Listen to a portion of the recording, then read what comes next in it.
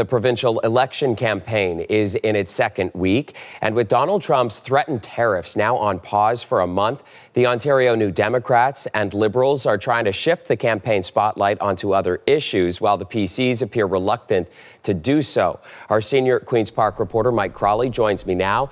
Mike, let's start with the opposition parties. How are they trying to change the focus of the election campaign? Yeah, well, Chris, they're trying to get on the table the other big things that the provincial government does. You know, the stuff that absorbs the bulk of the provincial government budget, stuff like healthcare, stuff like education, things like housing.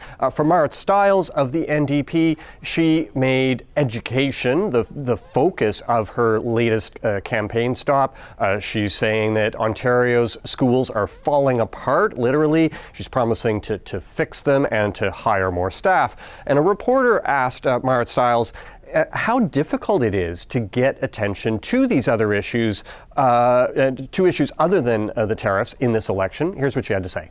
I think actually this is exactly the moment when we need to be talking about things like education and healthcare and housing and cost of living. And we're also hearing the Liberal leader, Bonnie Crombie, trying to pivot attention to non-tariff issues. She was asked yesterday in the Democracy Forum event at TMU by the Toronto Star's Martin Redcon what other issues should be central to this election. Here's how she responded.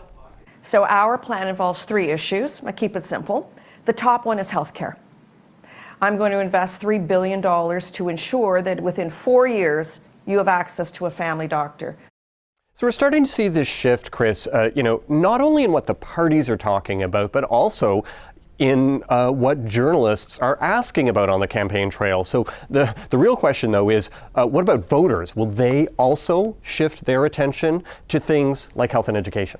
Yeah, good point. And given the real national security threat posed by the tariffs, walk us through the challenges Marit Stiles and Bonnie Crombie face in getting voters to care about those other issues. Yeah, I mean, it's not exactly easy. A lot of what they've got to do is to find ways to communicate about these other issues in ways that show voters what's at stake for them in this election campaign. I spoke with Laura Stevenson about this. She is the chair of the political science department at Western, and she says the tariff pause does give some breathing room for other topics and some possibility for the opposition parties to challenge Ford on his record in government.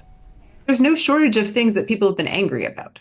But at the end of the day, it's also going to be, who do you trust to be the leader of the province in a challenging time? And, she also says that even if we as journalists covering the Ontario campaign start focusing on these other issues, the fact is that the national media are going to continue to pay attention to the tariff threat. And for voters, that just means that, a lot of their attention is going to that national story. Right. And when you consider the fact that the boost we've seen with the tariff threat to PC leader Doug Ford seems unlikely he'll take the bait and shift the focus in the coming weeks. What do you think? Absolutely not, Chris. Like he's not only hammering away at tariffs, but also basically every other provincial issue that he gets asked about, he pivots to tariffs. So, for instance, when he's been asked about healthcare, he pivots to saying, well, if the economy is in tatters from tariffs, there isn't money for healthcare. So this is something you can expect to hear Doug Ford repeating pretty much every day until Election Day. Take a listen. Whether it's tomorrow, in a month, or a year from now, President Trump will continue to use the threat of tariffs to get what he wants.